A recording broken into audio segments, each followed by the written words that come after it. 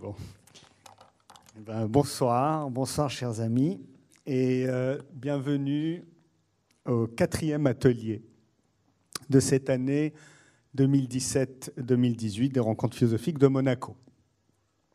Ce soir, au sein de notre thématique générale de cette année, la thématique sur la violence, nous aborderons un rapport particulièrement important, non seulement pour l'histoire de la philosophie ou pour l'histoire de l'art, mais qui aussi et quasi inévitablement nous questionne sur la dimension incontrôlable, insaisissable et immaîtrisable, voire inconceptualisable de la violence. Ce sont là des questions qui nous intéressent tout au long de cette année d'ateliers philosophiques. Alors, comment penser cette singularité incisive de la violence, cette marque particulière et aiguë qu'inflige la violence, à la fois à la réflexion, ainsi, même si différemment, qu'au corps.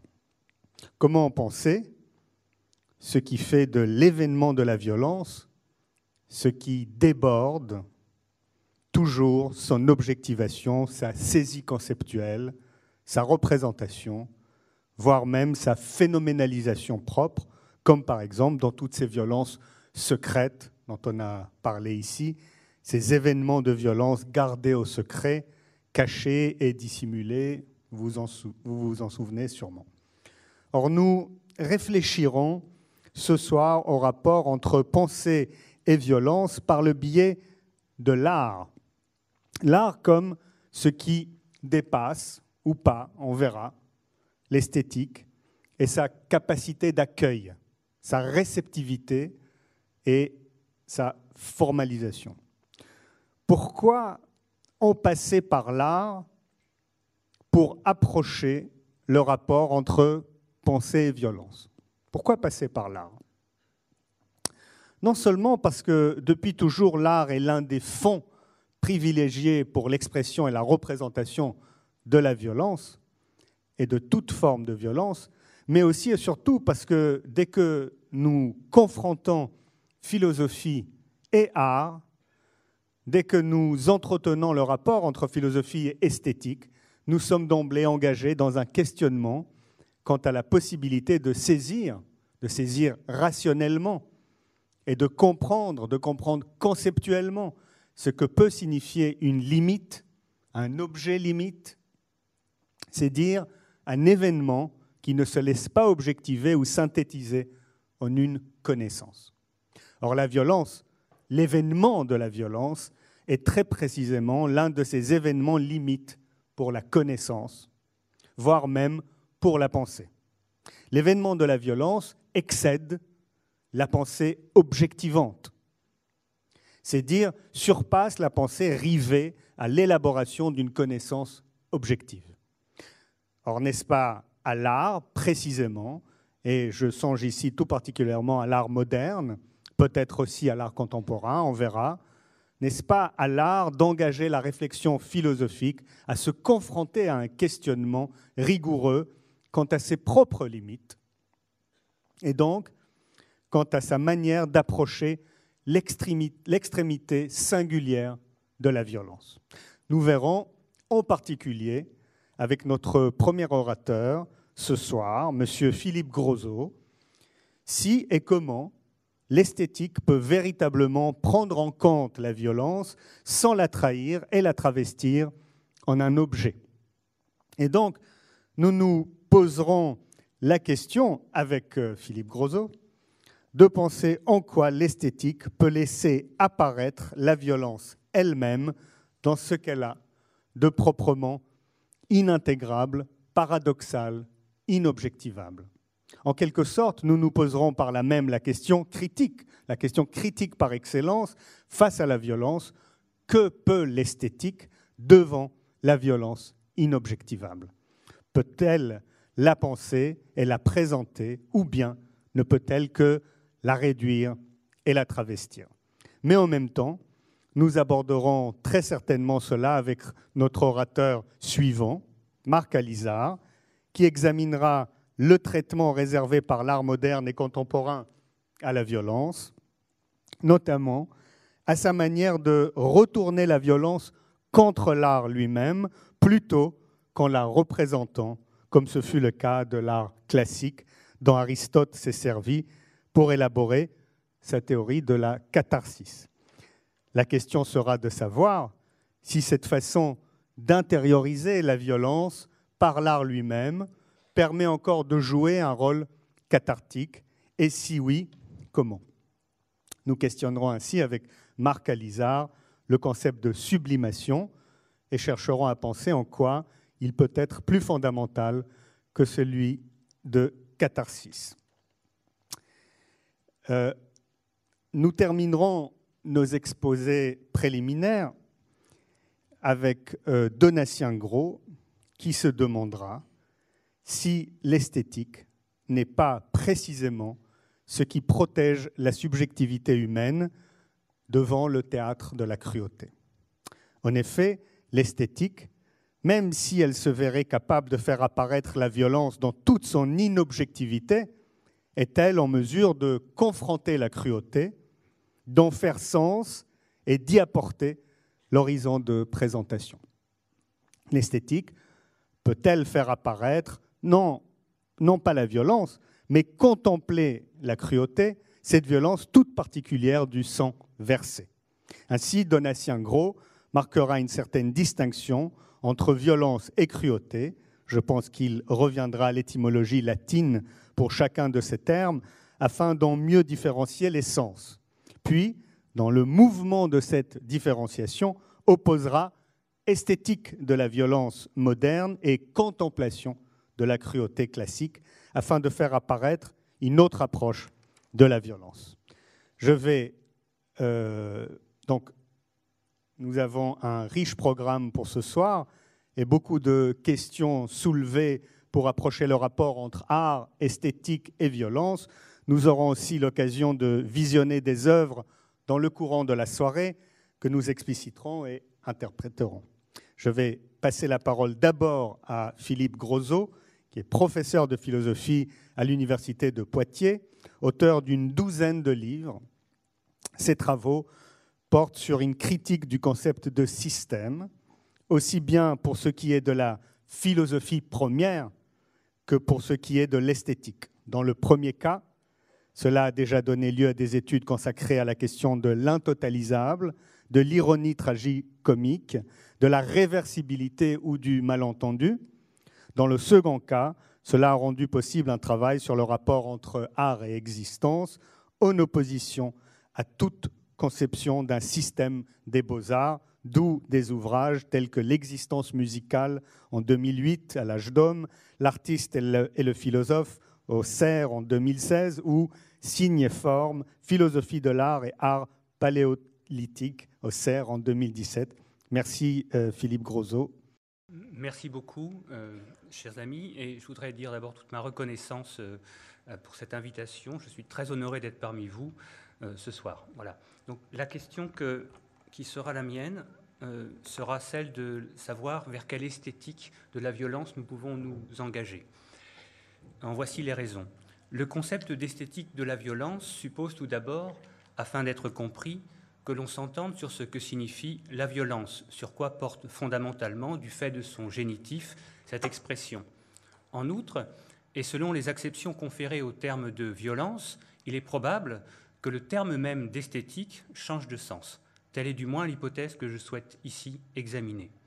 Or, à partir des diverses acceptions que le dictionnaire Littré donne du terme de violence, il me semble qu'il est possible de dégager une caractéristique essentielle, celle d'une force contraignante qui peut soit s'exercer sur autrui au point où celui-ci en pâtit, soit s'exercer intentionnellement sur l'auteur lui-même de la force.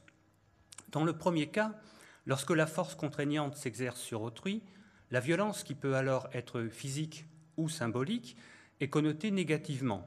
Elle est intrusion en autrui, bouleversement de sa constitution. Toutefois, dans le second sens, Dans le second cas, son sens se renverse au point où la formule s'en trouve même positivement connotée. Ce sont les violents qui s'empareront du royaume des cieux, dit la Bible en Matthieu 11, 12. Cela ne signifie pas que ce sont ceux qui sont violents contre autrui qui s'empareront du royaume des cieux, mais que ce sont ceux qui se font violence afin de se contraindre à la justice. Une telle acception se retrouve même dans une pensée laïque, comme celle d'Albert Camus, lorsque celui-ci écrit, par exemple, c'est dans Le Premier Homme, son ouvrage posthume, « Un homme, ça s'empêche ». Autant dire, un homme, ça se contraint, ça se fait violence, ça ne cède pas à ses pulsions. Bref, un homme doit se faire violence afin de ne pas céder à la violence, en sorte que ce propos ressaisit le principe même de la morale par laquelle l'homme acquiert, me semble-t-il, sa dignité. Il est dès lors bien évident que l'expression même d'esthétique de la violence s'entendra en des sens différents et posera des problèmes différents selon le sens accordé au concept de violence, au point d'être amené à changer de signification. Toutefois, et c'est là l'intérêt de cette expression, ces deux sens ne sont pas équivalents car ils ne sont pas d'une même façon problématiques, même si tous deux peuvent l'être encore. Or, ce qui fait problème n'est pas tant le fait que la violence se retourne contre soi plutôt que contre l'autre. Dans la violence qui se retourne contre soi, ne s'entend en effet pas seulement la dignité de l'homme qui s'empêche, mais tout aussi bien la possibilité d'une autodestruction névrotique en laquelle l'individu peut être pris, depuis des formes naïves où il teste les limites de sa résistance à l'effort, jusqu'à celles où il cède à des pulsions masochistes. Et en cela, la violence contre soi n'est guère moins effrayante que celle exercée contre autrui, bien qu'elle le soit autrement. Aussi, plus encore que cette seule distinction, ce qui ici pose problème, c'est la façon dont l'esthétique s'en empare. Je m'explique. Si nous proposons une représentation esthétique d'un homme qui se fait violence pour n'être pas violent contre autrui, d'un homme qui s'empêche, la représentation qui vise à valoriser la scène aura tendance à être dite belle. Ici, le beau sera, comme disait Kant, le symbole du bien. Mais à l'inverse, lorsque la représentation esthétique fera voir ou entendre la force contraignante exercée sur autrui, elle créera un décalage, une tension, alors elle-même dérangeante, entre le beau et le bien. L'esthétique classique, comprenant le problème, pense pouvoir le résoudre en le déplaçant. Et elle le déplace de deux façons. La violence qu'elle représente est alors moins celle de l'homme sur l'autre homme que celle de la nature sur l'homme. C'est là le premier déplacement. Puis, elle envisage le plaisir de cette esthétisation en le pensant non en termes de beauté, mais en lui conférant le caractère du sublime, que celui-ci soit dû, comme le pense Kant, à l'immensité mathématique de l'univers ou à l'intensité dynamique des forces qu'il déploie. Ainsi doublement déplacé, l'homme joue à se faire peur avec ce dont il se sait protégé. Il esthétise la violence, non de l'homme, mais de la nature, en la disant non plus belle, mais sublime. Reste toutefois une difficulté majeure. L'esthétique de la violence, prise en ce sens, n'est-elle pas toujours une esthétisation un peu complaisante à l'égard de la violence? C'est-à-dire, ne s'arrange-t-elle pas avec elle comme si d'un mal, elle tentait de faire un bien? N'est-elle pas, à l'égard de la violence, dans une attitude de complaisance sophistique? Je peux le dire autrement, et de nouveau sous forme de question, à quelles conditions peut-on parler d'une esthétique de la violence sans trahir ce dont on parle? Certes, si le problème est paradoxal, c'est que l'esthétique semble être le lieu du beau ou à minima de l'agrément.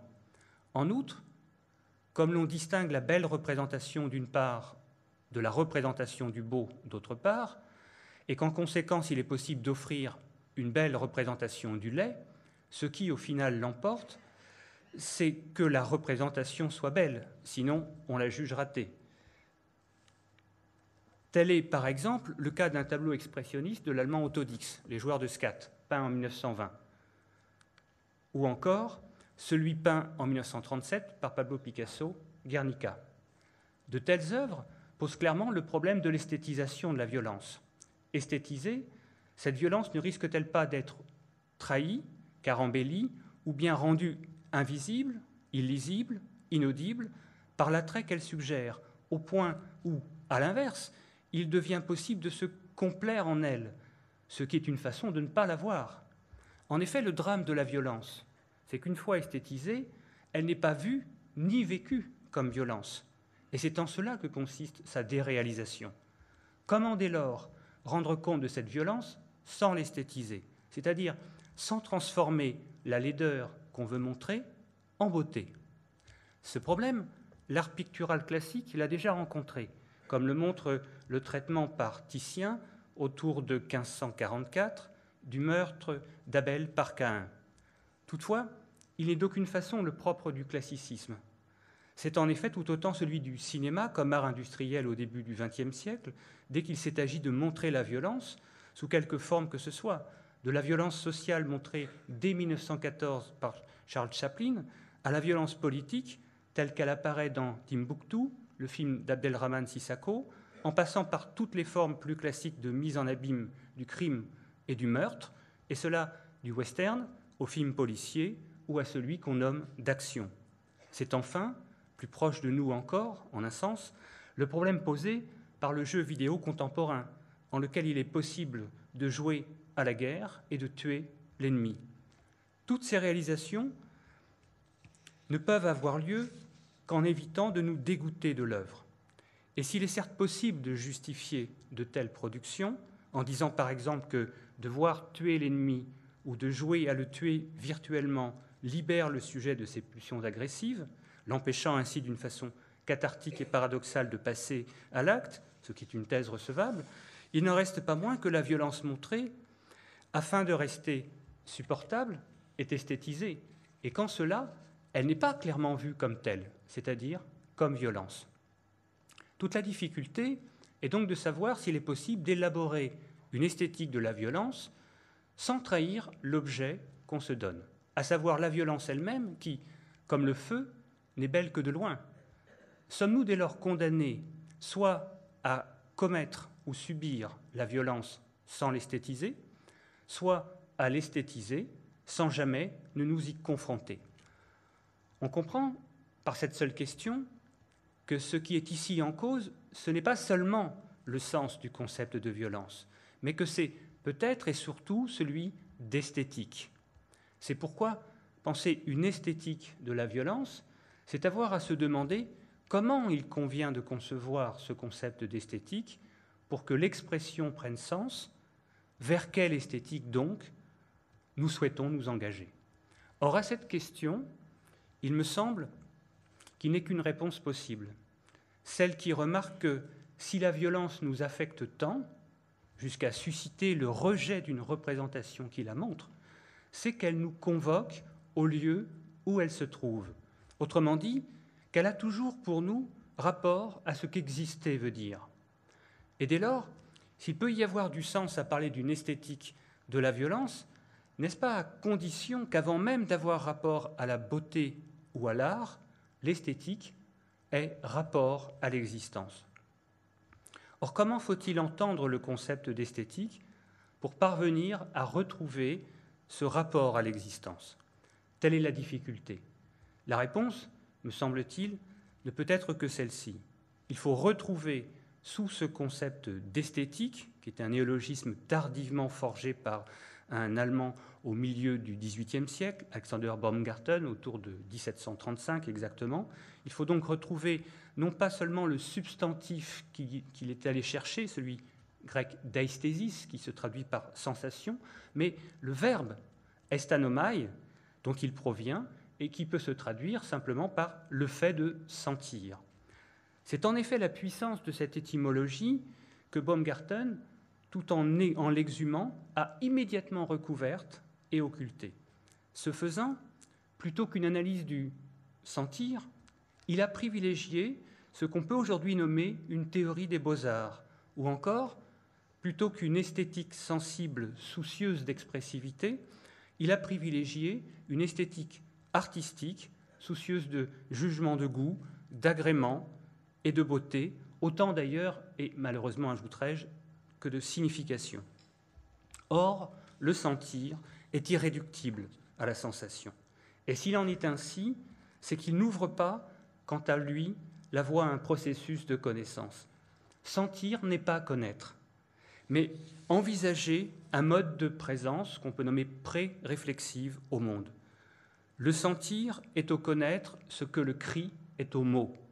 Ce propos, c'est celui d'un Allemand, Erwin Strauss, dans un livre absolument remarquable, écrit en 1935 et tardivement traduit en français, mais disponible dorénavant, du sens des sens. Or, le cri n'est-il pas l'expression, au sein d'une esthétique certes sensible, mais non encore artistique, d'une violence non esthétisée? Et le célèbre tableau expressionniste d'Edvard Munch, Le Cri, est-il l'expression artistique de la violence, ou n'en est-il que son esthétisation? Je précise encore le problème. Si l'esthétique, par la question du sentir, se rapporte à un mode de présence au monde, peut-on alors soutenir qu'une esthétique de la violence ne peut se montrer, c'est-à-dire se montrer sans esthétiser la violence, qu'à la condition de renoncer à toute tradition artistique, à toute volonté de faire œuvre d'art? Une telle esthétique devrait alors être une esthétique sensible et non une esthétique artistique. Or, où celle-ci se montre-t-elle au mieux, sinon dans ce qu'il est désormais convenu, et peut-être d'ailleurs un peu rapidement, de nommer l'art brut. En proposant cette dénomination d'art brut, Jean Dubuffet a essentiellement voulu porter l'attention sur la puissance créatrice d'hommes et de femmes qui, autodidactes, ignorant de la culture artistique et en situation de marginalité, parvenaient à déployer sans souci aucun de reconnaissance une extraordinaire puissance créatrice. Mais il a également voulu, d'une part, ne pas psychiatriser cette production artistique, en la distinguant alors de ce qu'on nommait au début du XXe siècle l'art des fous. Et d'autre part, il a voulu penser cet art en opposition à ce qu'il a nommé l'art culturel. Si ce second point me semble avoir une grande pertinence, et pour nous ici un grand enjeu, il me semble que le premier point est aujourd'hui bien plus suspect. Pris dans la virulence d'un discours antipsychiatrique qui me paraît quant à moi un peu daté, il a bien souvent fait l'économie de la souffrance des individus auxquels il se réfère. Individus qui sont non seulement des marginaux, mais qui sont surtout en grande détresse psychique, au point d'avoir pour beaucoup d'entre eux fait l'objet d'un placement hospitalier. Aussi est-il indéniable que la première attention à l'art aujourd'hui dit brut provient d'une attention à l'art hier nommé celui des fous. Et cela est si vrai que dans la riche collection qu'il a su constituer, Dubuffet a pu acquérir un nombre important d'œuvres étudiées par Hans Prinzhorn, médecin allemand, auteur en 1922 d'un livre que je qualifierais là encore de remarquable, portant sur les productions des malades et qui fut traduit en 1984 sous le titre français, un peu trahi d'ailleurs, d'Expression de la folie. Dans les œuvres publiées par Prinzhorn et reprises comme exemple d'art brut par Dubuffet, se trouve par exemple celle de deux malades schizophrènes, Franz Bühler, que voici, et Adolf Wöffli. Or, si de telles productions sont éminemment troublantes, c'est en ce qu'elles manifestent, sans aucun souci de l'esthétiser, la violence même dont leurs auteurs pâtissent. Et pourtant, là encore, l'esthétisation guette. Or, si elle guette, ce n'est pas tant du fait des auteurs de ces œuvres, qu'il faut bien dire artistes au regard de leur production, que du fait paradoxal de leur muséification comme de leur introduction dans le marché de l'art. Muséifiées, de telles œuvres sont aujourd'hui instituées comme œuvres, et donc approchées de façon esthétique. Certes, au musée d'art brut de Lausanne, là où est aujourd'hui rassemblée la collection de Jean Dubuffet, comme également au musée d'art moderne, d'art contemporain et d'art brut de Lille Métropole, le LAM, inauguré en septembre 2010, il est encore possible de voir des œuvres réalisées sans intention artistique. Ainsi, l'an passé, en 2017, s'est tenue une conséquente exposition des œuvres de Michel Nedjar, artiste né en 1946, recouvrant une large période créatrice de sa production allant de 1960 à 2016. Exposition baptisée introspective et montrant quelques 278 réalisations. Si certaines œuvres picturales de Nedjar, d'ailleurs non exposées au LAM, montrent de claires proximités à celles de Wölfli, comme celle-ci, la singularité du travail montré à Lille, et qu'il a par ailleurs pu explicitement ressaisir et verbaliser, consiste en la fabrique de ce qu'il nomme des poupées de chiffon, dont voici 3 exemples. Une poupée de voyage, une poupée à 3 têtes, et enfin une poupée masque. Comme on peut s'en apercevoir, ces réalisations n'ont rien de très séduisant. En elles s'exprime une violence que Nedjar n'a pas toujours pu verbaliser et qui fut la cause de ses souffrances. Or, une telle violence ne cesse d'être perceptible comme violence. C'est là ce que signale la réaction rapportée par l'artiste lui-même d'une commissaire d'exposition qui, étant alors enceinte, renonça à faire elle-même l'accrochage des poupées de Nedjar et lui déclara toute brute « Ce n'est pas possible, c'est trop horrible ». Et pourtant, ressaisie, travaillée, exposée, une telle violence est désormais consacrée œuvre d'art et comme telle commercialisée. Cet artiste bénéficie aujourd'hui d'une cote importante, en sorte que ce n'est pas à l'asile d'aliénés, comme on disait naguère, que ces œuvres se trouvent, et il faut bien évidemment s'en réjouir, mais dans des galeries d'art où elles se vendent cher. En voici de nouveau 3 exemples.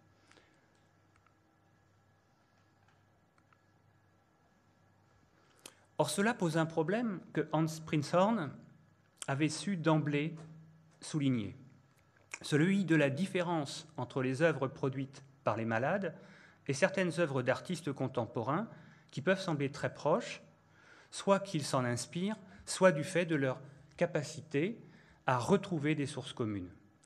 Cherchant alors à mettre en évidence la singularité de cet art, Prinzhorn rappelait que malgré la possible ressemblance des formes, disait-il, le fond de la conception est essentiellement différent.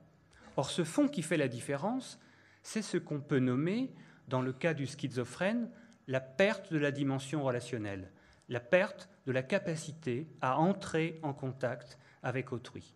Ainsi en est-il, par exemple, lorsque le malade produit une œuvre dont la violence n'est pas immédiatement perceptible, tant elle est en fait intériorisée, en sorte qu'on pourrait presque la dire belle, si ce n'était l'étrangeté dont elle témoigne et qui peut nous mettre mal à l'aise. Telles sont les œuvres de 2 malades schizophrènes, August Natterer et Franz Bühler, étudiés par Prinzhorn. L'œuvre de Natterer, le berger merveilleux que voici, figure un corps dissocié et désorienté, flottant dans l'espace au milieu de nulle part. Ici, la figuration est manifestement incapable d'exister son fond. Celle de Bühler, ancien ferronnier d'art, est un saisissant et remarquable autoportrait, dont Prinzhorn dit avec raison qu'il n'est pas sans évoquer le Van Gogh des derniers tableaux. Mais c'est surtout, et voilà la différence, l'œuvre d'un homme qui, lorsqu'il peint cela, ne parle plus et dont le regard fuyant, n'accrochant rien, est perdu d'inquiétude. De tels malades ne sollicitent aucun contact, ils en sont incapables, mais par leur pratique artistique, ils montrent leur incapacité.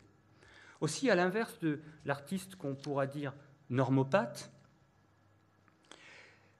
qui, fût-ce secrètement, espère toujours être reconnu par ses œuvres, ne serait-ce que de façon post-mortem et au sein d'une conscience malheureuse, l'artiste psychopathe n'a pas ce genre d'aspiration. S'il les connaissait, il ne serait pas malade. En cela, l'artiste de l'art brut, par la reconnaissance qu'il peut accepter, voire solliciter, tente à s'extraire de cet art des personnes aliénées. Or, seul celui-ci est un art où s'exprime la violence sans esthétisation. Et la raison en est qu'antérieurement à toute volonté d'art, l'œuvre n'est jamais pour le malade qu'un lieu, hélas souvent temporaire, d'existence. C'est pourquoi celui qui s'y adonne est moins dans le souci de sans cesse reprendre ses productions qu'il n'est dans celui de les instaurer. C'est-à-dire qu'il est moins dans le souci, comme l'est l'artiste normopathe, de les perfectionner, qu'il n'est dans celui de reconduire encore un peu l'éphémère présence dont il est momentanément parvenu à dégager. Tel fut le cas de l'extraordinaire productivité artistique de Sylvain Fusco, malade qui passa 10 ans à l'hôpital psychiatrique du Vénitier à Lyon, où il mourut honteusement de faim en 1940, et qui, à partir du moment où fut mis à sa disposition du matériel à dessin, se mit sans relâche à réaliser ses œuvres obsessionnelles, toujours identiques sur le fond, au pastel et à la mine de plomb, utilisant le recto et le verso des feuilles grand format que son médecin lui confiait. Un tel individu n'est pas, à ses propres yeux, un artiste. Or, l'artiste de l'art brut, quant à lui, est celui qui est précisément capable de reprendre pour lui-même l'idée qu'il est un autodidacte de l'art. C'est là la façon dont, par exemple, Nedjar lui-même se dénomme. Dans les deux cas, artistes, ces hommes le sont aux yeux des autres, comme leurs productions ne sont des objets d'art susceptibles de plaire ou de déplaire que pour ceux qui les regardent. Toutefois, dans le cas de l'artiste d'art brut, la capacité qu'il a à se dire autodidacte de l'art dit déjà clairement la distance qu'il a pu prendre vis-à-vis des troubles dont ses œuvres sont l'expression. Et cela dit également le risque d'esthétisation de la réception de son œuvre. Que déduire de ces remarques? Et cette déduction sera pour moi le mot de la fin. Ceci que la violence constitue probablement un cas limite de la représentation esthétique. Car l'esthétique ne peut s'en ressaisir qu'en la mettant à distance. Aussi est-ce là une des perversions majeures de la violence. Elle se laisse esthétiser. Et cela dit également autre chose sur l'esthétique cette fois-ci, et non plus seulement sur la violence. L'esthétique artistique a pris aujourd'hui le pas sur l'esthétique sensible. Or, c'est cette esthétique artistique qui esthétise. Sortir non pas tant de l'art, mais de la volonté de faire œuvre d'art, est peut-être une des seules possibilités que nous ayons de voir la violence en elle-même. Mais il faut alors envisager qu'insupportable, celle-ci nous devienne invisible. Je vous remercie de votre attention. Merci beaucoup Philippe Grosot pour ce très riche exposé. Beaucoup de questions. Alors, passons maintenant la parole à Marc Alizard, qui a longtemps travaillé au Centre Pompidou, a été directeur adjoint du Palais Tokyo et conseiller pour les arts plastiques de Frédéric Mitterrand au ministère de la Culture. Marc Alizard est philosophe, a dirigé de nombreux catalogues d'expositions, tels que le très connu, très beau Traces du Sacré au Centre Pompidou en 2008. Marc a aussi dirigé de nombreux numéros de revues comme Fresh Theory en 2005 et a publié des essais comme Pop Théologie, paru au PUF, ou encore tout récemment, toujours au PUF, un essai très remarqué, discuté, Informatique céleste. Son prochain livre paraîtra en mars 2018 au PUF également et il s'intitule Chien. Merci également pour cette jolie invitation à réfléchir sur ce sujet compliqué et encore plus après toi, Philippe, de passer après cette très belle exposé. Je pense que je vais essayer d'être assez complémentaire de ce que tu as dit parce que je me suis intéressé aux normopathes, si j'ose dire, donc à l'art, à la manière dont les artistes institutionnels ont accueilli, recueilli, transformé, vécu ce problème que tu as très bien posé de l'esthétisation de la violence et des problèmes qu'elle peut nous poser dans une époque, donc je vais remonter au 19e siècle, où les choses se sont un petit peu peut-être cristallisées. Mais juste avant, je voulais juste rappeler cette anecdote peut-être, quand vous avez lancé cette invitation, elle a coïncidé avec la parution d'un livre qui s'appelle La part de l'ange, qui a eu pas mal de presse, d'un Américain qui s'appelle Steve Pinker, et qui est un psychologue qui a écrit 1000 pages pour expliquer ce fait assez contre-intuitif que la violence a diminué dans la société. On a plutôt tendance à penser que la violence s'accroît sans cesse parce qu'on est bombardé par des images extrêmement violentes et elles se multiplient avec les canaux de diffusion. Vous avez parlé des jeux vidéo, la télé, Internet. On ne sait plus où tourner de la tête et chaque série, chaque image est plus violente que l'autre. Et en fait, dit-il, la violence a diminué. Et évidemment, il est assez confortable de se dire que c'est la concrétisation, la preuve de la théorie d'Aristote. Vous avez parlé, la catharsis, la purgation des passions. C'est-à-dire qu'au fond, il pourrait y avoir un jeu de vase communicant entre la violence représentée et puis la violence subie. L'idée d'Aristote, vous vous rappelez, c'est de dire que si on regarde une action violente, on est purgé de ces passions violentes, de ces passions mauvaises. Le mal soigne le mal, en quelque sorte, et on sort d'un spectacle ragaillardi, bienveillant, et on diminue le taux de violence, en quelque sorte, dans la société. Et c'était aussi la théorie d'un historien très célèbre, très remarquable, qui s'appelle Norbert Elias, dans La civilisation des mœurs, qui explique que au fond, la société a, par différents truchements, différents dispositifs, réduit sa part de violence. Le premier dispositif, c'est évidemment l'État, qui exerce le pouvoir de la violence légitime. Il n'y a qu'une entité qui, en quelque sorte, a le droit d'être violente. Toutes les autres doivent se soumettre à sa férule. Il y a d'autres exemples plus bizarres. Le sport. Le sport est une manière de jouer des formes de violence, mais en quelque sorte en les rendant plus neutres, plus inoffensives.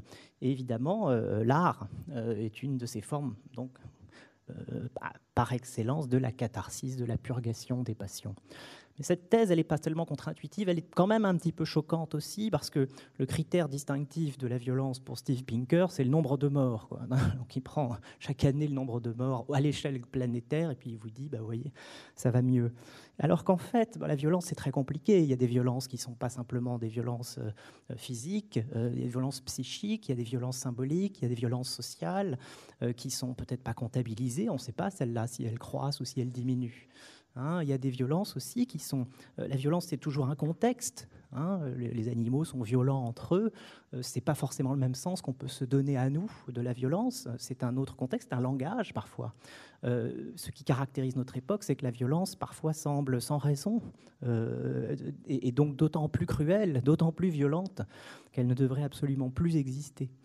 Donc, tout ça, c'est un peu compliqué et c'est effectivement autour de ces questions-là, de ce jeu un peu trouble qui se noue en quelque sorte entre les artistes qui font un peu le sale boulot et puis les autres qui profiteraient du travail qui a été fait, qui se cristallise donc à la fin du 19e siècle autour de la querelle de l'art moderne, en fait. Il va se passer cette grande cassure dans l'histoire de l'esthétique, dans l'histoire de l'art. Au XXe siècle, les formes de l'art vont dramatiquement changer, et elles vont changer sous l'effet d'une sorte de double dégoût. Le premier, c'est le dégoût qu'une génération d'artistes va démontrer à l'égard de ce genre de travail. On appelle ça l'art pompier aujourd'hui, mais à l'époque, c'est l'art officiel. C'est l'art qu'on voit au Grand Palais, enfin dans les lieux d'exposition les plus prestigieux. Et c'est un art qui multiplie les scènes de violence. C'est un art qui cherche le scandale, en fait. Les scènes de sexe aussi sont des scènes souvent inspirées de la Bible, parce que quand même, on avance un peu masqué. Mais enfin, il faut émoustiller un peu le spectateur. Pourquoi ? Parce qu'en fait, au Grand Palais, vous avez c'est gigantesque, et en fait, il faut se démarquer. Il faut se démarquer, il faut se faire remarquer. Et les tableaux sont de plus en plus grands, de plus en plus colorés, de plus en plus criards, font parfois 4 mètres de haut, et les scènes de plus en plus osées, un petit peu comme à la télé en fait. C'est la même logique marchande, consumériste de violence quelque part qui se manifeste là-dedans. Or, c'est un art qui vient télescoper une époque qui est en pleine mutation. Mutation technologique, industrielle, écologique, et en 1914, qui va rencontrer ce qu'on appelle la première guerre moderne, la guerre technologique, qui va voir des millions d'hommes mourir en l'espace de quelques jours sur certains théâtres d'opération, à Verdun, dans la Somme, et transformer quand même radicalement le sens de ce petit attelage, finalement un peu confortable, qui s'était créé entre des artistes qui faisaient des scènes de violence d'un autre temps pour émoustiller un peu le bourgeois, et puis une violence réelle qui, elle, avait changé complètement de nature et prenait complètement le monde à revers. Et les artistes ont décidé de ne plus être complices, vous avez, je crois, prononcé le mot complicité, de cette situation. Et ils se sont posé la question de savoir, au fond, comment on pouvait sortir l'art de cette situation un peu passive face à cette situation. Mais alors, d'une certaine manière, lui redonner le sens originel de la catharsis, c'est-à-dire de produire une purgation des passions qui serait vraiment efficace, qui ne serait pas juste confortable, qui vraiment permettrait de guérir le monde, de penser le monde, P-A-N-S-E-R. La réflexion que se font les artistes à ce moment-là, c'est que... Merci. Je vais le rallumer, c'est ça ? Ouais, voilà. C'est que... l'art ne peut nous purger de la violence, dans sa forme classique, qu'au prix d'une violence invisible, qui est masquée, et qui est la violence de la représentation elle-même. Et que c'est ça qu'il faut faire voir. Il faudrait réussir à nous purger de notre propre plaisir, un peu malsain, à voir de la violence. Et alors, ils vont fabriquer d'abord des objets un petit peu comme ça, qui sont effectivement un peu étrange. Ce n'est pas une sculpture classique, c'est une sculpture qui s'appelle l'objet désagréable. C'est un objet pointu. Et cette pointe, elle vient dire à la fois ce qu'on dit quand on pointe du doigt, ou bien quand on a un regard perçant.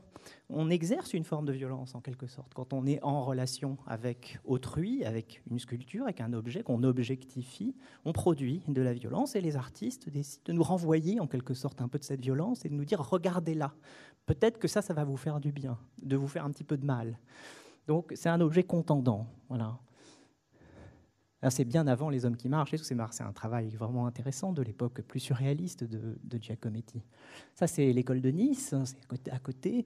Armand, les fameuses colères d'Armand, Armand qui cassait des objets, un violon ici, mais qui a cassé la totalité de son appartement, qui se filme et qui projette ses vidéos pour dire aussi, en tant qu'artiste, sa volonté de sortir d'une esthétisation complaisante de la violence et de nous faire voir des objets réellement détruits, même si, Philippe, tu dirais probablement qu'on est encore dans un régime esthétique, et que c'est récupérable par le marché ou par un sentiment de beauté peut-être, qui pourrait neutraliser la volonté de l'artiste de nous faire pénétrer dans une plus grande violence. Alors c'est pour ça qu'on voit aussi ce genre d'objet qui apparaît. Et là, on bascule alors vraiment dans quelque chose de tout à fait différent. Raphaël, tu l'as dit tout à l'heure, c'est l'art qui retourne la violence contre lui-même. Ce n'est pas des actions violentes qui sont montrées dans des boîtes, sur des cadres, etc., ou des sculptures qui sont plus ou moins contendantes. C'est un artiste, Fontana, qui, là, vous voyez, avec un burin, avec une pointe, détruit le canevas même de la toile. Dans un geste un peu rageur, comme ça, peut-être d'impuissance, on peut dire, on va en discuter, mais en tout cas, la violence maintenant se retourne sur le médium même de l'art. Voilà, il va, là, c'est Hermann Nietzsche, un actionniste viennois, qui peint avec du sang de bœuf et qui produit des scènes d'horreur, en fait. Quasiment, si vous êtes phobique du sang, je vais peut-être vous le laisser longtemps, mais voilà, il y a eu des choses avec des sacrifices animaux, etc. Et là encore, il s'agit de montrer la violence à l'œuvre dans le musée, et de faire en sorte que le spectateur sorte de là un peu sali, comme secoué. Et quand on va dans un musée d'art contemporain, on est parfois un peu secoué, et j'en sais quelque chose, puisque évidemment je m'occupais aussi des publics du Palais de Tokyo, donc j'avais les réclamations aussi. Et comme c'était 6 € à l'époque, les gens étaient quand même pas très contents parfois de voir des choses qui les secouaient, ou qui les troublaient. Parce que, voilà, c'est un autre exemple, il est peut-être moins évident que les précédents, mais ça aussi c'est une forme de violence, en fait, une forme de manière de montrer la violence de la représentation. On prend un urinoir, on le met dans un musée, et on vous dit en quelque sorte, vous êtes tous des ânes, quoi. Vous regardez des tableaux, alors qu'en fait, n'importe quoi peut faire objet d'œuvres d'art. Un urinoir, en plus, c'est l'objet le plus trivial, le plus dégoûtant, en quelque sorte, et on va en faire une sculpture. Et là, le geste de Duchamp, lui qui est un dadaïste, vous connaissez le mouvement dadaïste, il est né pendant justement la Première Guerre mondiale. C'est un mouvement absurdiste qui considère, au fond, que le monde est sans raison, donc l'art doit l'être aussi. Le monde a perdu sa raison, et donc on va montrer des œuvres sans raison, des œuvres absurdes. Et dans absurde, il y a un préfixe, ab, qui vient dire la séparation, la coupure, et qu'on va retrouver dans abstrait, dans l'art abstrait, l'art totalement abstrait d'un Joseph Kosuth. Qu'est-ce que ça veut dire ? Ça nous énerve, mais oui, c'est fait pour ça. Le propos de Kosuth, c'est un peu de dire il va falloir choisir. Vous voulez la photographie de la chaise, en faire une belle œuvre d'art que vous mettrez dans votre salon, mais en fait, non. Moi, je vais vous donner la vraie chaise, et puis la définition de la chaise. Je vais démanteler, en quelque sorte, les 3 associations possibles de la chaise. Et je vais vous obliger de choisir, et vous ne pourrez pas consommer cet objet. Voilà. Et c'est probablement avec un fond effectivement marxiste peut-être derrière, autour de la question de la consommation et de la société de consommation qui est dénoncée par des artistes qui font ce genre de travail. Ça, c'est Brecht. Je parlais de Marx. Vous connaissez tous Brecht, le grand dramaturge allemand marxiste, qui a inventé un terme qui s'appelle la distanciation. La distanciation, ça consiste à dire vous ne pouvez pas aller au théâtre et voir un spectacle en pensant que, voilà, que vous avez fait une bonne action, en quelque sorte, a fortiori, ou même un spectacle aristotélicien où vous auriez vu des actions qui auraient purgé vos passions mauvaises, etc. Ça ne marche pas comme ça. Du seul fait que vous allez voir un spectacle et que vous croyez à l'action qui se passe sur scène, vous devenez complice de la violence symbolique que met en scène, que met en dispositif un spectacle. Cette violence symbolique, c'est la nôtre, c'était celle du rideau tout à l'heure, c'est celle de la coupure entre la scène et la salle.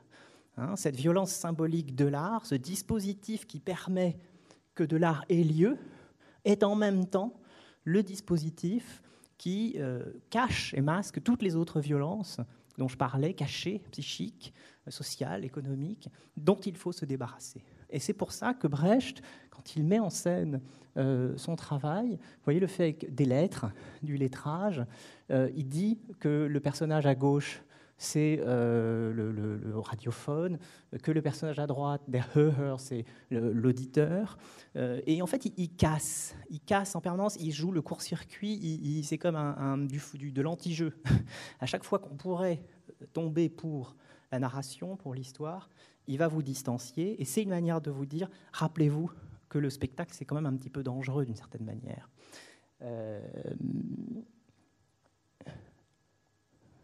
Voilà, ça c'est Marina Abramović, un autre genre d'art aussi possible, la performance.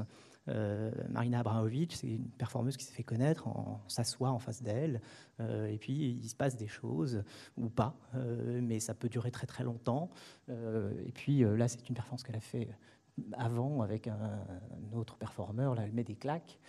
Et donc c'est ce que je l'appelais, c'est ce que je disais en parlant de Brecht, il faut mettre une sorte de claque à la représentation pour se purger vraiment, réellement de la violence qui est en soi. Puis c'est aussi une réponse à la question que tu posais, c'est-à-dire comment on fait pour être irrécupérable. Qu'est-ce qu'on peut produire qui ne serait jamais dans un musée ? Une performance, c'est éphémère, c'est comme une scène de théâtre. On ne peut pas vraiment le récupérer, c'est un moment. Et ce moment est parti pour toujours. Je ne sais plus le sujet après, non, ça c'est après ça. On va rester là-dessus.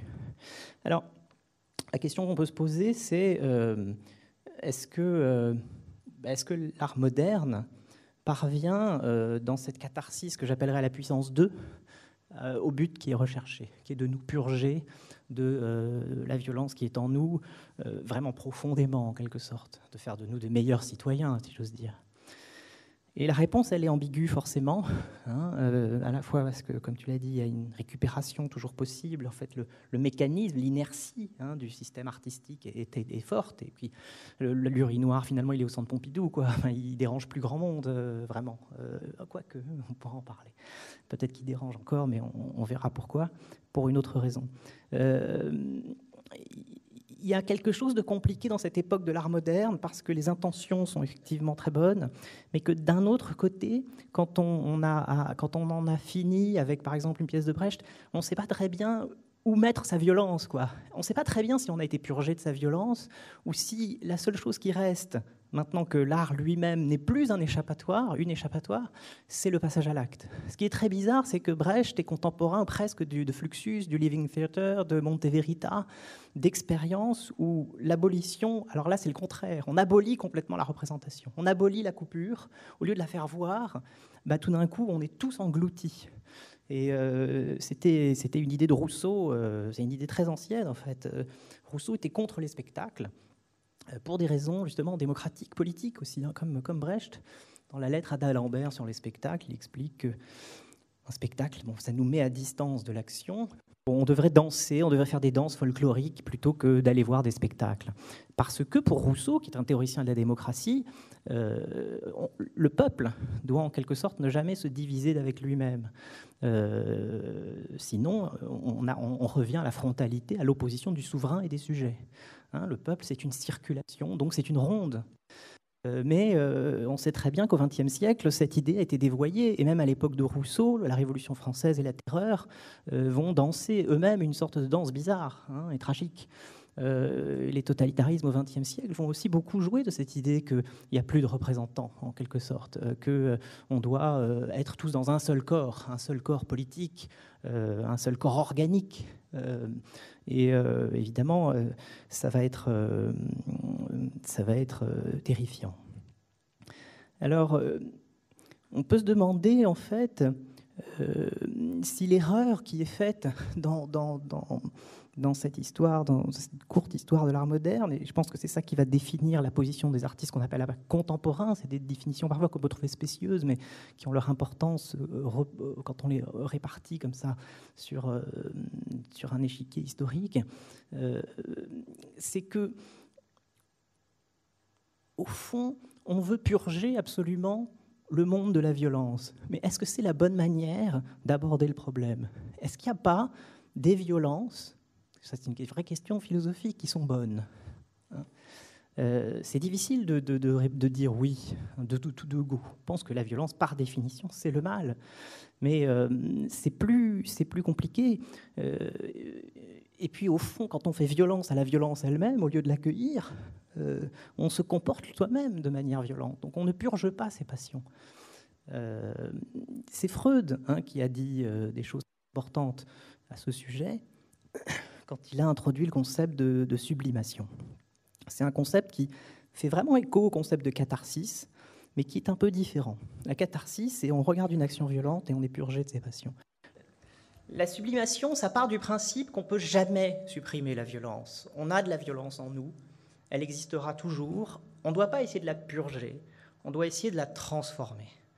Et on a un certain nombre d'activités qui nous permettent de transformer la violence. Et qui sont justement ces moments où on trace un trait dans le sable. J'en parlais avec quelqu'un du théâtre, Peter Brook, qui a réinventé un peu un théâtre en disant on va juste avoir une étendue de sable et tracer une ligne dans le sable. Et donc on trace cette ligne, on trace une séparation, mais cette séparation, c'est une séparation qui va permettre à l'imaginaire de se déployer. Et au fond, en se déployant, à la violence qui est en nous, de trouver une forme d'échappatoire.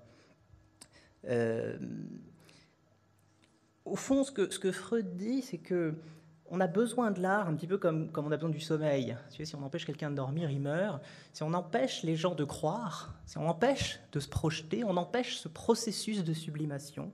Et effectivement, à ce moment-là, on est forcément dans le passage à l'acte. On n'a que la pulsionalité. Et ça, c'était une idée d'Anne Dufourmentel. Elle a écrit un très beau texte sur la sublimation dans Libération, vous pouvez retrouver. Et évidemment, j'évoque sa mémoire avec émotion ici.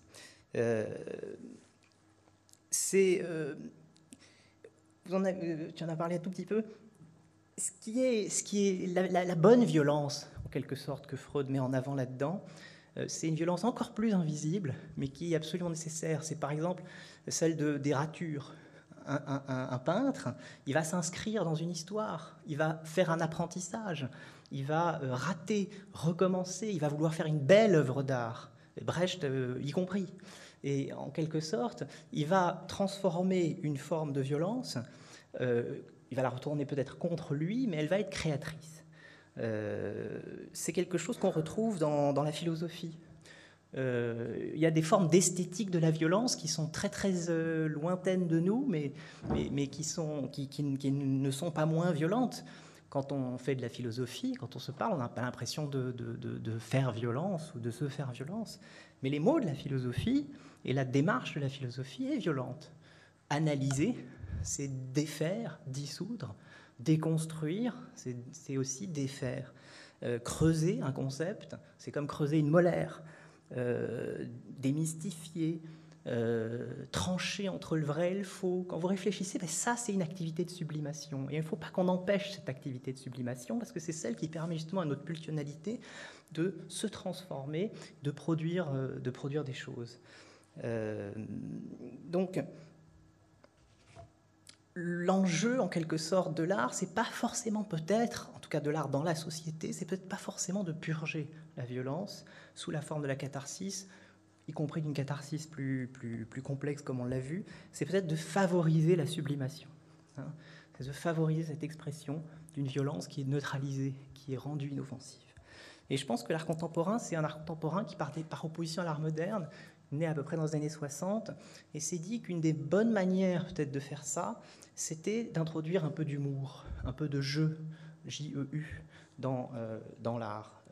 Que c'était ça qui allait peut-être permettre de déplacer ou de casser ce cercle de la violence, en quelque sorte.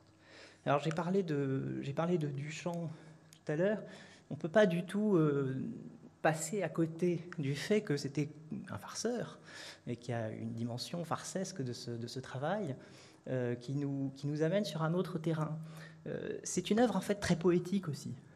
Elle ne dit pas seulement que l'art c'est un urinoir ou que les œuvres d'art sont des objets quotidiens ordinaires, elle dit aussi que les objets ordinaires peuvent être transfigurés, que l'activité de la sublimation elle est en nous, qu'il ne tient qu'à nous en fait d'y voir ce qu'on veut y voir. Il y a des gens qui voient un Bouddha, par exemple, assis dans cette œuvre parce qu'il a retourné l'urinoir. Hein, il n'est pas dans son état normal, fonctionnel.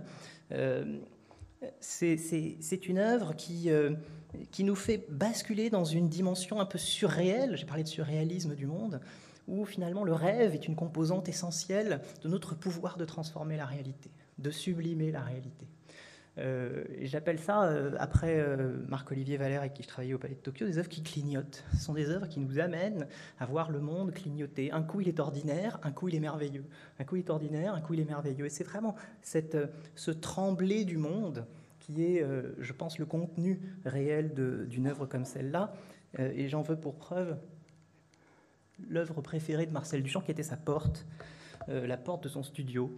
Il avait un studio rue Larrey et il était trop petit pour avoir à la fois une porte qui ouvrait sur la salle de bain et qui fermait le salon. Donc quand on fermait la salle de bain, on ouvrait le salon, et quand on fermait le salon, on ouvrait la salle de bain avec la même porte. Et c'est le clignotement typique des œuvres de Duchamp et sa dose d'humour qui est absolument étonnante. Je conclus avec un surréaliste que j'aime beaucoup, c'est André Breton, avec cette ampoule qui clignote et qui nous projette dans ce monde où finalement on est dans un monde où le clignotement, ça peut être une forme de violence d'une certaine manière, c'est binaire, c'est le 1, le 0, avec Philippe Trétiac tout à l'heure on disait le flash, c'est ce qui vous aveugle, mais c'est aussi quelque chose qui produit du jeu. On est dans une société du clignotement et c'est une société extrêmement joyeuse d'une certaine manière aussi, grâce à cette espèce de monde de lumière qu'on peut trouver chez Chaplin ou dans les Lumières de la ville ou un certain nombre d'œuvres qui nous amènent dans un monde des rêves. Je ne sais pas si j'ai le temps, Raphaël, et toi qui me dis de lancer une petite vidéo pour terminer. Un artiste contemporain, 1 minute, voilà, qui s'appelle Robin Meyer et qui a fait un travail sur les lucioles et qui synchronise des lucioles avec des diodes électriques et qui, dans ce rapport qu'on pourrait penser, a priori, effectivement, faire violence à la nature, crée une espèce de symphonie et de danse très mystérieuse.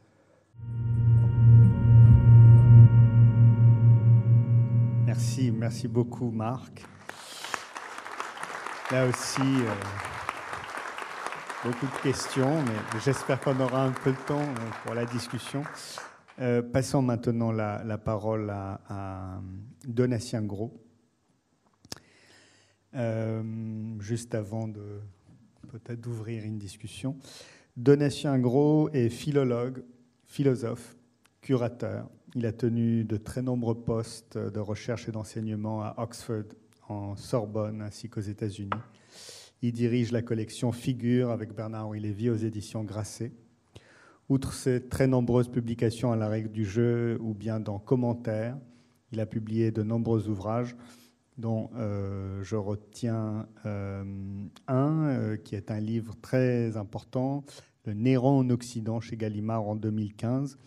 Il a rejoint tout récemment le musée d'Orsay pour concevoir une nouvelle contemplation contemporaine. Je lui cède la parole tout de suite. Merci Raphaël. Une contemplation contemporaine, c'est mon rêve. Tu as dit contemplation. Mais c'est parfait, ça me va très bien, en platonicien que je suis. Et d'ailleurs, une remarque sur Kossuth, en fait, l'œuvre peut être complètement lue autrement de ta façon de la lire, comme une sorte de contemplation platonicienne, mais peut-être on en parlera après. Je suis absolument ravi d'être ici. Ce ne sont pas des mots, j'ai beaucoup d'admiration pour toute l'histoire de cet endroit, depuis justement toute cette histoire moderne de cet endroit et son extraordinaire présence contemporaine au travers de l'art et de la pensée. Je suis aussi immensément redevable d'être là parce que la violence, c'est un peu l'impensé de pas mal de choses que je fais. Donc ça m'a permis de me contempler moi-même et d'essayer d'arriver à des réponses. Pas dans le cadre de cette intervention, hein. C'est une expérience personnelle que je ne partagerai pas ici. Enfin, je voudrais la commencer par quelques mots de méthodologie. Quand je me suis confronté au sujet de cet atelier, Esthétique de la violence, plusieurs voies sont ouvertes à moi, liées à différents pans de mes travaux. Comme disait Cicéron, d'Aimé Paucabre et Widdicombe, je vais parler un peu de moi, et ça durait des heures. Un pan lié à des artistes et créateurs contemporains, sur lesquels j'ai réfléchi, Paul McCarthy, Adèle Abdesemet, Dennis Cooper, Carrie Upson, Barbara T. Smith, Pierre Guillotat, bien sûr, dont les œuvres intègrent des éléments de violence et appartiennent à notre âge d'hypersensation, qui sont liés à une esthétique. Des pratiques liées à l'art, donc. J'avais aussi pensé à la question de la joie, dont on pourra peut-être parler un peu après, qui peut être lue comme un contrepoison et un problème posé au caractère massif de la violence, une sorte de filtre corrosif et dénaturant. Cette perspective, pour attirante qu'elle fut, contemporaine, avait ses apories, notamment celle fondamentale, c'est en ça que je suis le contrepoint de ce que tu as fait, quand on touche au monde contemporain, du corpus. De quels artistes et de quels auteurs allais-je parler ? Quelles seraient les limites ? Quelle serait la pertinence de mon propos ? Car la justesse d'un propos est bien sûr liée au périmètre qu'il recouvre. Je n'allais pas prétendre à un discours général, ce que Marc a eu l'audace de faire, avec quelques exemples. Je n'allais pas non plus vous imposer une monographie sur un de ces auteurs ou artistes. Face à l'énigme du discours de vérité, j'ai décidé de me tourner vers un autre pan des sujets qui m'intéressent. Il y a l'écriture de l'histoire, ce dont a parlé Raphaël autour de Néron, à l'histoire et à l'écriture dans la Rome antique, et de confronter, comme la violence pouvait l'être à la joie, le concept, là aussi massif, décidé, qui nous est présenté à élucider, l'esthétique de la violence, à l'indécision qui règne dans cette civilisation que nous considérons, à tort ou à raison, comme l'ancêtre de la nôtre, la Rome antique, et donc de faire jouer des mots latins contre des termes français. Ce faisant, je voudrais aussi, méthodologiquement donc, proposer une piste qui serait davantage philologique que philosophique. Mais l'on sait bien que depuis Platon, les deux disciplines sont sœurs et que s'intéresser aux mots, sens de la philologie, et s'intéresser et aspirer à la sagesse, la philosophie, en partie liés. Le mot violence, en français, est si courant que son contenu est à la fois précis sans définition et assez évanescent. Et Philippe nous a fait le plaisir de réentendre les définitions du Littré. Il contient un élément assez subjectif, différent par exemple de l'allemand Gewalt. La violence est un acte commis par quelqu'un sur quelqu'un. et peut-être sur lui-même, destiné à violenter, à heurter, pour utiliser le mot anglais, to hurt, cette personne. Une esthétique de la violence serait donc une forme de plaisir sensible, voire de création artistique, produite à partir de l'exercice de cet acte de lésion de l'autre.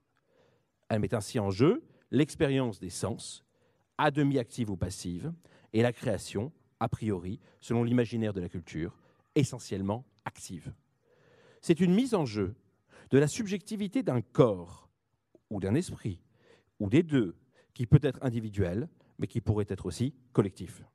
La notion d'esthétique de la violence semble figée dans une sorte d'éternité, de fluidité, et on peut la lire au travers des époques. Si l'on exclut la question de la violence feinte, le théâtre, Aristote, c'est un modèle présent dans tous les régimes autoritaires, d'une façon ou d'une autre. Les jeux du cirque, selon Jérôme, le fameux tableau Poliquet Huerso qui vous a été montré tout à l'heure, toute la peinture académique qui a noé Hollywood, mais aussi les supplices au travers de l'Antiquité, du Moyen-Âge et de l'époque moderne. Pensons à celui de Damien, qu'a commenté Foucault, et jusqu'aux grandes scènes de terreur, en passant par bien d'autres moments de crise dans l'histoire. Songeons aussi à une expression moderne, une expression du XXe siècle, violence d'État. Si nous nous interrogeons a priori, nous voyons comme une permanence cette esthétique de la violence exercée, transformée en art, vécue par les sujets. L'esthétique de la violence serait donc un sujet de tout temps et de tout lieu. Et je n'ai pris là que quelques exemples occidentaux. Et les jeux du cirque en auraient été, sinon le point de départ effectif, du moins celui de la fantasmagorie. Il n'en est rien. Car si les Romains ne connaissaient pas de terme pour cette définition de la violence, ils n'avaient même pas de terme pour ce que nous appelons la violence. 3 mots pourraient éventuellement en couvrir le sens. Violentia, un vrai faux ami, saevitia, crudelitas. Ce dernier mot, je vais y revenir beaucoup, étant particulièrement important. 1 mot pour violence, violentia, 2 mots pour cruauté, crudelitas, saevitia. La réalité est autrement plus complexe. Commençons par violentia. Un mot assez évident pour correspondre à ce que nous appelons violence. Tout d'abord, c'est un mot très rare en latin. Beaucoup plus que celui à partir duquel il est composé, vis, la force. Notons que violentia, formé en lien avec le participe présent du verbe violare, avec une étrangeté de basculement de conjugaison que je vous épargnerai, est l'action d'exercer vis, la force. Mais je vais perdre ma voix là. Je ne sais même pas si ça marche, mais n'apparaît que très rarement dans la langue latine. Justement, j'exprime la force. Vis, comme force neutre, domine largement et apparaît très souvent dans les textes latins. La force, à Rome, n'est pas jugée axiologiquement. Ce n'est pas bien, ce n'est pas bien, ni dans un sens, ni dans l'autre. Ce peut être mal de l'exercer, ça ne l'est pas nécessairement. En outre, vis, comme violentia, n'est pas personnel. La composante subjective et objective d'une violence exercée par quelqu'un sur quelqu'un ne transparaît pas de la même manière. Vis est, pour employer une phrase célèbre de Victor Hugo, une force qui va, sans forcément émaner d'une personne, vers une autre personne. Elle peut ainsi s'employer à propos d'un fleuve, d'une tempête, d'un style, sans discrimination. En ce sens, ce terme est l'équivalent du grec bia, qui ne signifie pas violence, mais la force, qui peut être bonne, mauvaise, excessive, juste, et qui à chaque fois est seulement une force. Violentia, donc, infiniment moins fréquent, a la même caractéristique. Dans le De Natura Rerum de Lucrèce, premier chef-d'œuvre poétique conservé de la langue latine, le poète parle ainsi de la violentia vini, la fougue du vin. Vous imaginez à quoi ça fait allusion? Mais le mot peut difficilement être traduit par notre violence contemporaine. La violence du vin, vraiment? Le terme apparaît chez Cicéron, dans les Tusculanes, texte philosophique, dans les Philippiques, les discours contre Antoine. Mais dans les deux cas, le sens est plutôt celui d'agressivité que de violence, une forme de colère qui s'empare du sujet et vient le pousser hors de ses limites. Les fameux vers de clôture de l'Édipe de Sénèque, où le personnage éponyme prend la parole, sera l'un des très rares moments où il y aura un petit peu de latin. Violenta fata et horridus morbi tremor, maciesque et atrapestis et rabidus dolor, mecumite, mecum, docibus his, utilibet. Vous remarquez violenta, le premier terme. Destin violent sur la tradition classique, et effroyable tremblement de la maladie, maigreur, peste noire et douleur enragée. Venez avec moi, venez. J'aime à avoir de tels guides. Ces vers d'envoi s'ouvrent sur l'emploi de l'adjectif violentus, attribué au fata, au destin. Dans ce sens tragique, nous ne sommes pas très éloignés de la violence, mais il s'agit plutôt d'une expression extrême de la force. Le sens est davantage tout-puissant, destin tout-puissant, que violent. La signification est ambiguë, et elle oscille entre un sens de brutalité et un sens de pouvoir. Le point de tension entre ces deux conceptions que tout sépare, car l'une existe dans la relation intersubjective, tandis que l'autre règne dans l'absolu de sa toute-puissance, est central. Il sépare une conception moderne, fondée sur le rapport, et l'autre, absolue, où le monde, comme l'individu, est un théâtre. Une de ces conceptions est fondée sur l'unicité du sujet, et l'autre sur l'ouverture en champ d'une scène. La violentia devient, assez tardivement, un terme juridique, remplaçant la lex Iulia Dei, la loi du 1er siècle avant notre ère. Le crimen violentiae est ainsi puni de mort. Mais cette expression ne correspond pas à un crime de violence. La translittération serait trop facile. Il s'agit plutôt d'un fait de mauvaise toute-puissance. Et là encore, terme neutre. Ce n'est pas simplement la violence, qui peut être mineure, qui peut être humble. C'est une forme extrême manifestée contre quelqu'un.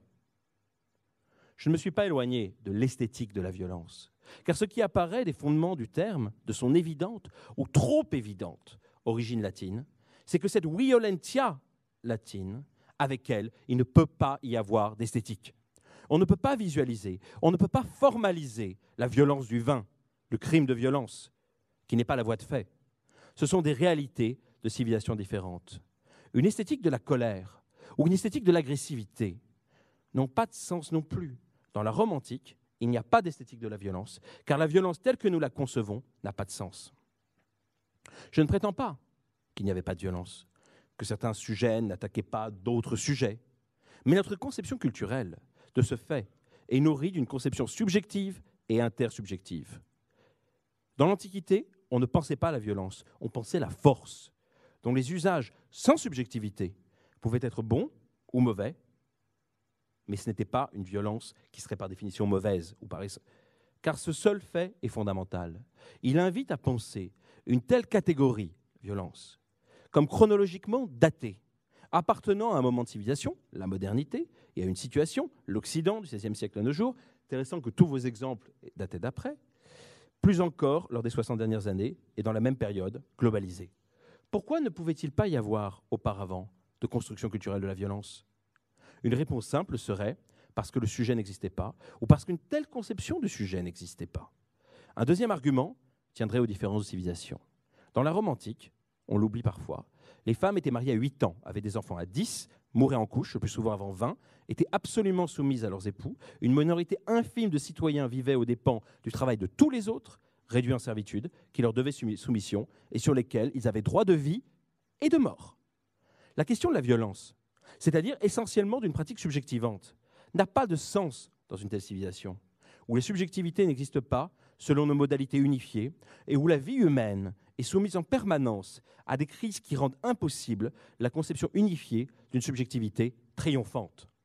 Dans une telle civilisation, le plaisir pris à une esthétique de la violence est impossible, car les actes de violence sont si fréquents qu'il est impossible d'y voir un fait extrême mettant en cause la subjectivité, c'est-à-dire un espace expérimental où la subjectivité est mise en danger et donc mise en jeu. L'esthétique de la violence est possible dans une société de raréfaction de la violence. Ce contrepoint avec la Rome antique, cette civilisation de proximité, mais aussi de si grande distance, est frappant. Il existe deux mots proches de violentia qui ont, pour le coup, une présence très forte dans la civilisation antique. Saevitia, et plus encore, crudelitas. La saevitia est un mot généralement traduit, quand on fait des versions latines, par cruauté. En réalité, il s'agit littéralement du caractère farouche, celui des animaux sauvages. De là, dans une civilisation où la proximité avec les bêtes sauvages est par définition plus proche que la nôtre, le terme ne signifie pas exactement sauvagerie, mais une sorte de sauvagerie, on pourrait presque dire une sauvagerie domestiquée.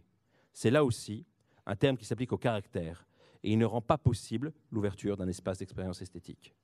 En revanche, un terme latin est véritablement l'objet d'une contemplation, c'est-à-dire de l'équivalent antique, plus plein de ce que nous appelons esthétique, la crudelitas, la cruauté.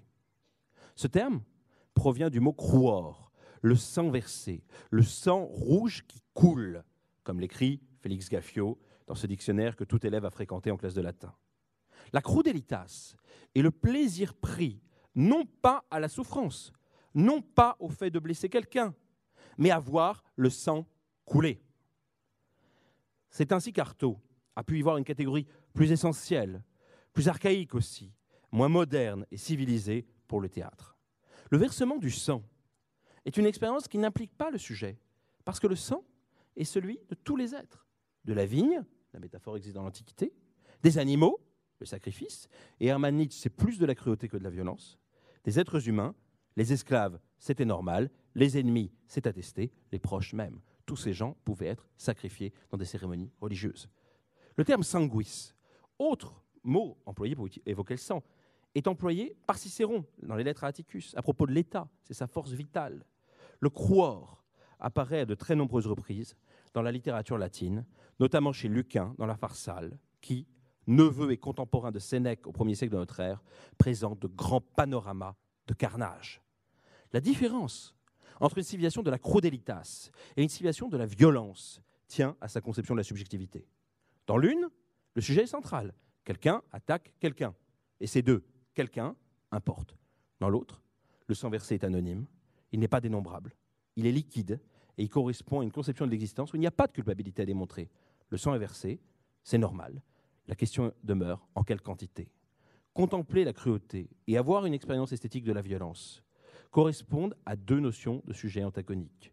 Dans la contemplation de la cruauté, le sujet qui contemple n'a pas nécessairement à s'en vouloir. Il ne connaît pas nécessairement d'injustice. C'est une expérience sans morale nécessaire, sans responsabilité, sans faute. Dans la violence, il y a exactement tout cela. Il y a une morale, une responsabilité, une faute. La cruauté est sans justice. La violence est soumise à réparation.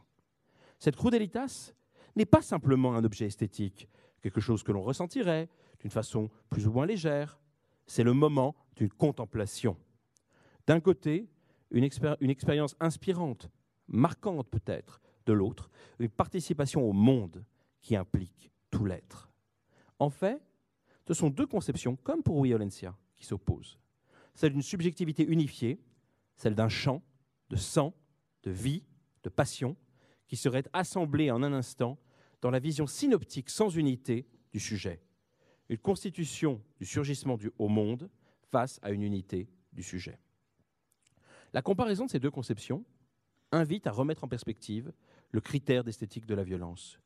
Que ce soit les artistes ou chacun d'entre nous, quand nous sommes confrontés à une rupture des normes d'interaction entre êtres humains, sommes-nous pris par une esthétique de la violence pendant un instant moderne où la subjectivité de chacun est prise en compte, celle du sujet lésé, celle du sujet lésant, celle du spectateur, celle peut-être même, dans le cas de l'art, du sujet recréant ou représentant la scène, ou face à une contemplation de la cruauté, dans laquelle la représentation est à la fois plus directe, plus difficile, où il faut du sang qui coule, où la présence physique, incarnée, est un horizon nécessaire. Dans cette contemplation de la cruauté, la subjectivité est seconde, mais elle rend possible, comme un envahissement de sensations, de choc, de tristesse. Dans notre époque contemporaine, où l'ancien monde est toujours présent, où le nouveau monde est devenu ancien, nous sommes confrontés jusqu'à des hybridations de ces deux modèles. Qu'advient-il d'une esthétique de la cruauté qui reposerait par le sang versé sur la désubjectivation d'êtres humains? Nous ne sommes pas loin des images qui apparurent sur les sites de propagande djihadistes partout lors de ces dernières années, posant la question de la responsabilité de ceux qui décidaient de les reproduire ou de les cacher. Telle serait peut-être ma réponse à penser une esthétique de la violence, à voir combien celle-ci est datée, appartenue à une époque, et qu'elle existe dans nos usages de ce que nous nommons encore la violence, en compétition avec une contemplation de la cruauté, une esthétique, j'ai inversé mes pages, une esthétique de la cruauté, et pourquoi pas une contemplation de la violence. Si nous tentions un tableau de ces pratiques, avec des abscisses désordonnées, nous pourrions comprendre comment, entre volonté d'être sujet, réalité de l'humanité et négation de la subjectivité, les forces de l'individu et du commun se heurtent les unes aux autres. Je n'ai pas encore parlé, et pourtant c'est central, de religion, plus précisément du christianisme. Car comme l'avait remarqué Foucault, dans la suite du stoïcisme, c'est-à-dire de Sénèque, le christianisme a ouvert un processus de subjectivation, comme on pourrait l'envisager dans une esthétique de la violence. Dans un texte célèbre, et si important des confessions. Saint Augustin évoque l'expérience que fait un de ses amis des Jeux du cirque, spectacle évident de la cruauté. Et c'est de celle-ci, plutôt que de la violence, qu'il fait un vice, dans des mots avec lesquels je souhaiterais finir, car ils incarnent, par leur présence, mais aussi par l'écart qui les sépare de notre monde, toute la tension qui touche à ce sujet. Loin d'abandonner la voie terrestre, dont ses parents lui avaient chanté les charmes, il m'avait précédé à Rome pour y apprendre le droit. Et c'est là qu'il fut saisi, pour les spectacles de gladiateurs, d'une avidité incroyable, et cela d'une incroyable manière. Oui, alors qu'il avait en aversion et en horreur ce genre de spectacle, quelques amis et condisciples, au retour d'un banquet, le rencontrèrent par hasard dans la rue, et malgré l'énergie de son refus et de sa résistance, ils l'emmenèrent avec une amicale violence à l'amphithéâtre. C'était pendant les jours de ces jeux cruels, crudelles et funestes. Il leur disait, « Si vous traînez mon corps en ce lieu-là, et si vous l'y installez, croyez-vous que mon esprit aussi et mes yeux, vous pouvez les diriger sur ces spectacles? J'y serai donc sans y être. Et ainsi d'eux et de vous, je triompherai. » Il le laisse dire, mais n'en entraîne pas moins avec eux, peut-être parce qu'il désirait voir justement s'il pourrait tenir sa promesse. Quand ils arrivèrent là et se furent assis où ils purent, partout bouillonnait la fièvre des plus cruelles voluptés. Lui, tenant fermées les portes de ses yeux, interdit à son esprit d'aller se plonger dans ces atrocités, et plût au ciel qui se fût aussi bouché les oreilles, car à la suite d'une chute dans le combat, une immense clameur de la foule entière le frappa violemment. Alors, vaincu par la curiosité, et se croyant prêt, quoi que ce fût, à mépriser ce qu'il verrait et à le vaincre, il ouvrit les yeux, et reçut un coup, et fut blessé plus gravement dans son âme que ne l'était dans son corps l'autre qu'il avait voulu voir. Il tomba plus lamentablement que celui dont la chute avait provoqué la clameur. Cette clameur pénétra par ses oreilles, décela ses yeux, pour qu'il fût possible par là de frapper et d'abattre une âme jusque-là plus audacieuse que forte, et d'autant plus faible qu'elle avait trop compté sur elle, quand elle aurait dû compter sur toi, Dieu. En fait, dès qu'il vit ce sang, il but du même coup la cruauté, et au lieu de se détourner, fixa son regard. Et il s'abreuvait de fureur, il ne le savait pas, il se délectait dans l'horreur criminelle du combat, et s'enivrait d'une sanglante volupté. Il n'était plus maintenant celui qui était venu, mais une unité de cette foule vers laquelle il était venu, et le compagnon véritable de ceux qui l'avaient amené. Que dire de plus? Il regarda, cria, s'enflamma. Il emporta de là avec lui une folie qui l'aiguillonnerait pour le faire revenir, non seulement avec ceux qui le raillaient, entraînés d'abord, mais encore plus qu'eux, avec d'autres qu'ils entraîneraient. Cet Alypius, cet ami d'Augustin, qui est pris dans une expérience de tous les sens, auditif, visible, et par contamination de tous les autres, une expérience brûlante, transformatrice, par la vue du sang, le mot cruor et ses composés reviennent à plusieurs reprises. Est-il antique? Est-il romain? Est-il contemporain? Et qu'est-ce donc qu'il regarde en vérité? Il appartient à chacun d'entre nous d'y méditer. Je vous remercie.